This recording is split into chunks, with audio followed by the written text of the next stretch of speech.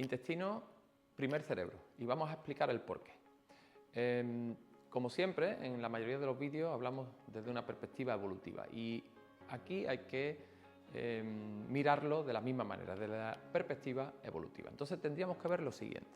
Aquí tenemos dibujados tanto cerebro como intestino, pero tenemos que ver cómo evolutivamente a lo largo del tiempo de que apareció la vida, hace billones de años, ya sabemos que apareció la vida en los océanos con organismos unicelulares muy simples y la vida se fue modulando hacia organismos más complejos y más pluricelulares.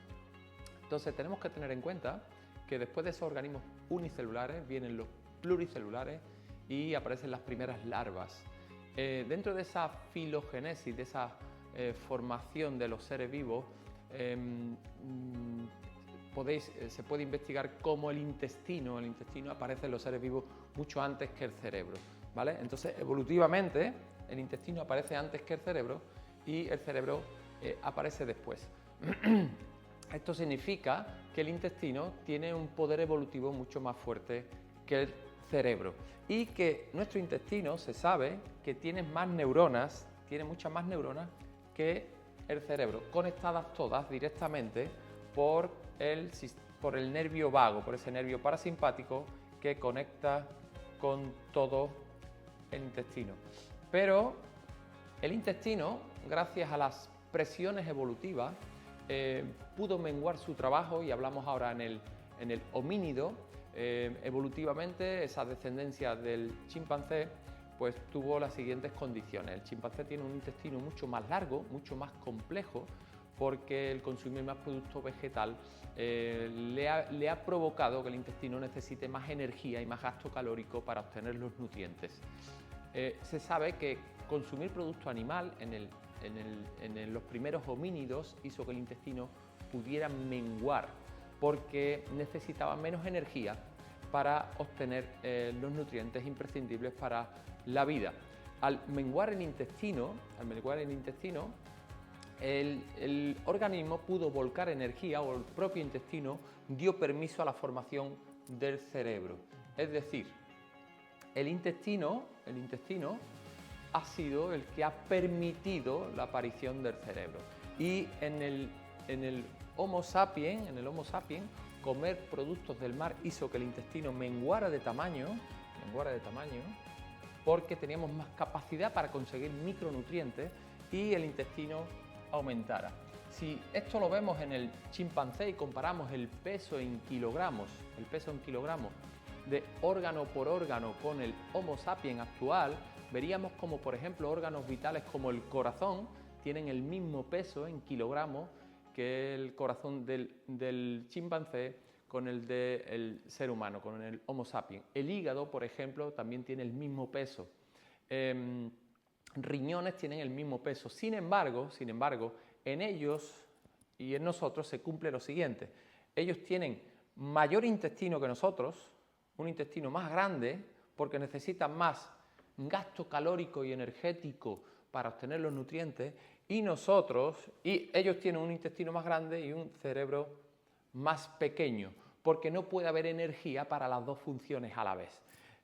Nosotros, por consiguiente, tenemos un intestino más pequeño y un cerebro más grande. Esto significa que fue el intestino el que ha ido dando permiso a la formación neuronal.